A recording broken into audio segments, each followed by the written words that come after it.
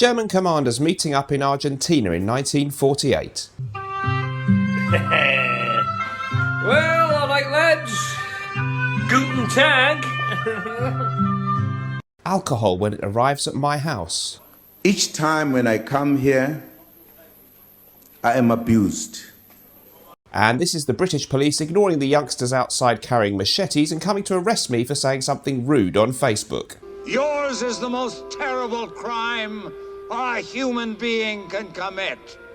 Hello and welcome back to the Carousel of Smell, part 2 of the top 10, which is now going to be a top 20 best ever citrus fragrances. Before we do that, don't forget my recommended USA-based fragrance sampling site is the Fragrance Decant Boutique. Website address decantboutique.com. Go there and you can use the code during the World Cup of WC 2026 for 20% off a massive range of designer and niche fragrances. My recommended UK-based fragrance sampling site is the amazing FragranceSamplesUK.com. Go there, sign up and you'll get 10% off your order. They have a massive range of scents for you to try. Both sites highly recommended personally by me and linked in the description of this video. So I did a top 10 best ever citrus fragrances video last week, quite a popular video, and of course people were saying, well, you forgot this one, because of course you can't have a definitive top 10. So there's at least another 10 beauties that I'd like to recommend for you today. Let's go for it. Okay, before we get into the list proper, I did mention this one in the last video. This is the new release from Naughton and Wilson, the amazing Cortégio from our perfumer John Stephen, a stunning out-and-out Mediterranean citrus aromatic fragrance. Notes include, we've got bergamot, we have lemon, we have grapefruit in the opening, there's thyme, we also have geranium, jasmine, cedar, musk, amongst other things, pink pepper in there too. Wonderfully sparkling, effervescent, stylish, dapper, gentlemanly kind of vibes with this one, and a really, really beautiful new release that we're so excited about. We also have Gravitas Essentia back in stock everywhere now, including in the USA, and if you buy Cortégio, which is currently at a special launch price, and if you add a discovery set or any other 100ml bottle to that order of Cortégio, then you get 20% off the other item, which is a fantastic opportunity for you to expand your collection and check out really classy, elegant fragrances from a brand that is a true niche brand owned by myself, Mr. Naughton and Mr. Wilson. We don't follow trends, and we're very much a brand for people, gentlemen, ladies, or anybody who thinks for themselves. Bon Viveur would be a great pairing if you want two stunning citrus fragrances. I'll include this then in the list as my first choice. Bon Viveur from Naughton and Wilson is our other most citrusy one. This one is a citrus chypre fragrance. Notes include lime, gin, Haitian vetiver, and lemon verbena. Would make a great pairing with the amazing Cortégio.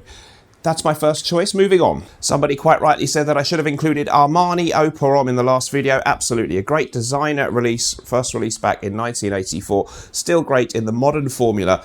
I think I'm hearing rumours that it's discontinued, but it seems to be still widely available and you might be able to pick it out at a grey marketplace for a sort of a discounted price, which is really good. Just a really nice, fresh, crisp opening.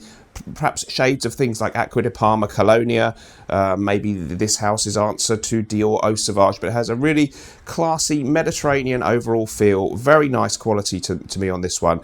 Okay longevity, not the longest lasting thing ever, but I really think this is a great one, and it'll be on the bottom of your shelf wherever the people are selling Armani, if it's even there in your department store or whatever. So I highly recommend Armani Eau Pour Homme, a classic for a reason.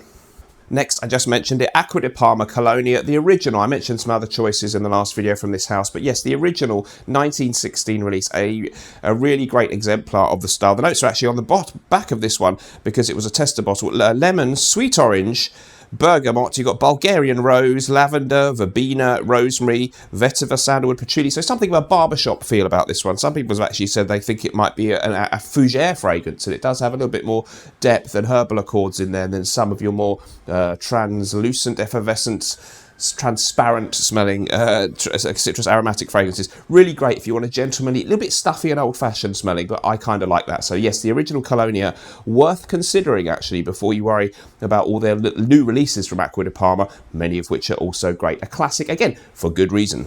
Next up, I'm going to just put them back to back. Yes, I really like this. Fico di Amalfi from Acqua di Parma. It's got a fig note in there, but it's actually loads of really beautiful, bright, fresh citrus accords, and the way they've combined it with that slightly fruity, almost creamy, semi-sweet figness in there, it's exquisitely done. It has a kind of a tropical, on holiday vibe bursting out of it, and it kind of smells like the colour of that bottle. I really do like Fico di Amalfi from Acqua di Parma, a really beautiful choice from their Blue Mediterraneo line. The next selection is Eau de Cologne from Chanel, a simple name. So this one is in the exclusive range, which means it costs more than a normal Chanel, and that makes it rather expensive. If you're looking for that classic Eau de Cologne style fragrance in the vein of things like Farina Eau de Cologne from the last video, 4711, Neroli Portofino from Tom Ford, this is an exquisite rendition of that style from the great historic perfumer Jack Polge. It is expensive, it's not the strongest fragrance ever, but it is one of the best examples of that classic Neroli orange blossom petitgrain, the classic old school unisex Eau de Cologne. And for the quality, that's why it's in this list. Price, bang for your buck type stuff, maybe not so much, but if you just value that quality and you want to pay for that, I think I'm glad that I had it. Watch out with this one, because the top notes have gone off on my bottle, and try and use it in the first year or so, because some ingredients in these citrusy ones don't hang around and work well after a couple of years sitting in your wardrobe or whatever. So beware of that, because this one, what little juice is left in there has got that kind of off celery smell. Does anyone know why that happens chemically? What is the aroma chemical that does that? Because some of my citrus fragrances still smells fine after 5 years. This one, not so much.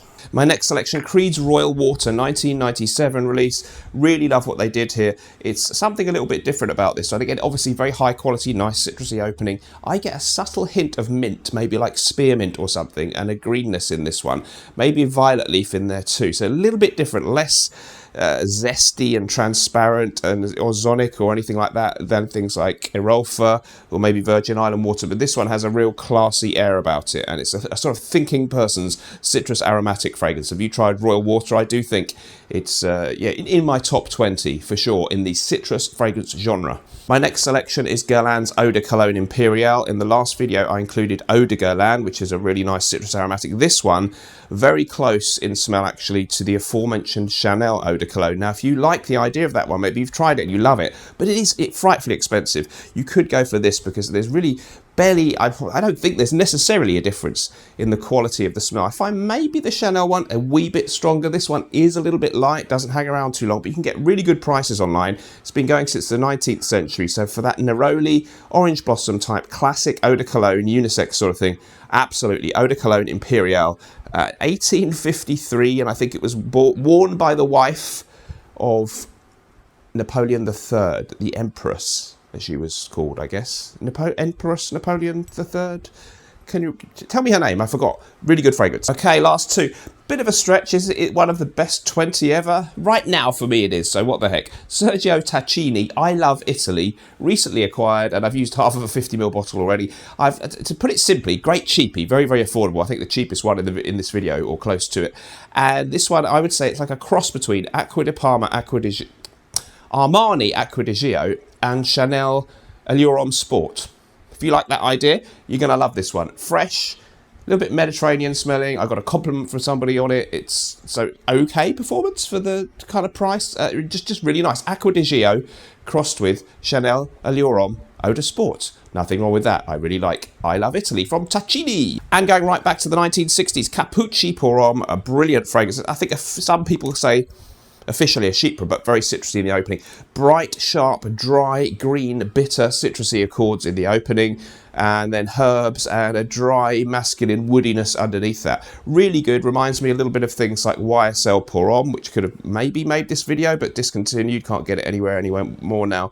In the ballpark of maybe Armani Eau Pour Homme, but a little bit more dry and slightly austere and old school smelling, but still very much fresh and citrusy and green. And I really like Acqua di Parma, still available for really interestingly great prices, like £20 a bottle online. Let me know what you thought about the video, and give me your comments down there below. I will see you in the next episode. Remember, whatever we're doing in life, let's project, and although sometimes life may stink, at least we can always smell good, right? Bye bye.